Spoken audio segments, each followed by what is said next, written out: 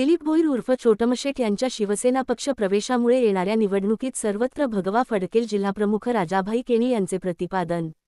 छोटमशेठ यांच्या शिवसेना पक्ष प्रवेशामुळे शिवसेनेची ताकद वाढली। मंत्री भरत गोगावले आणि आमदार महेंद्रशेठ दळवी, जिल्हा परिषदेचे माजी सभापती दिलीप भोईर उर्फ छोटमशेठ यांनी आपल्या असंख्य कार्यकर्ते सहकाऱ्यांसह अलिबाग मतदारसंघाचे आमदार महेंद्रशेठ दळवी यांच्या नेतृत्वाखाली शिवसेना पक्षात जाहीर प्रवेश केला। या विधानसभा मतदारसंघामध्ये 10 जिल्हा परिषद मतदारसंघ आहेत, 20 पंचायत समितीचे मतदारसंघ आहेत, 2 नगरपालिका आहेत। तुमच्या या 33,000च्या मतामुळे, तुमच्या प्रवेशामुळे आणि तुमच्या समर्थकांचा जो आज प्रवेश होणार आहे याच्यामुळे या विधानसभा मतदारसंघाचे 10चे 10 जिल्हा परिषद मतदारसंघ, 20 ते 20 पंचायत समिती मतदारसंघ आणि 2 महानगरपालिका या आपण या स्थानिक स्वराज्य संस्थेवर आपण शिवसेनेचा भगवा झेंडा आपण फडकवणार आहोत। तुमचा प्रवेश या तालुक्यामध्येच नव्हे तर अख्ख्या जिल्ह्यामध्ये चर्चेला जात आहे।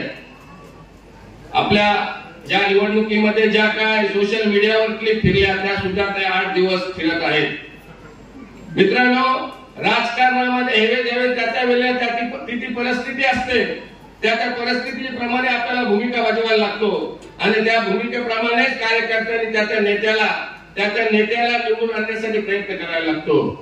म्हणून आज जो तुमचा प्रवेश होत आहे, तुमच्या समर्थकांचा प्रवेश होत आहे, आमच्यामध्ये कधी जुना नवीन वाद हा नसणार। तुमचा आणि तुमच्या सोबत येणाऱ्या समर्थकांचा जो जुना शिवसैनिक आहे, जुना पदाधिकारी आहे, त्याला जो मान सन्मान असेल तोच मान सन्मान आज प्रवेश करणाऱ्या सर्वच कार्यकर्त्यांना मिळेल असे मी जिल्हा प्रमुख म्हणून तुम्हाला ग्वाही देतो।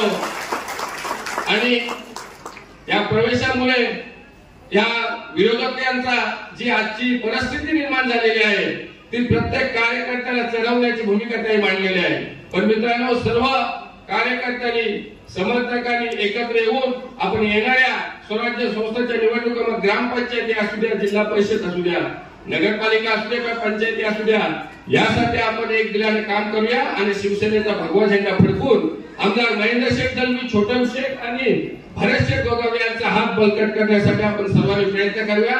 इथे थांबतो। जय हिंद, जय महाराष्ट्र।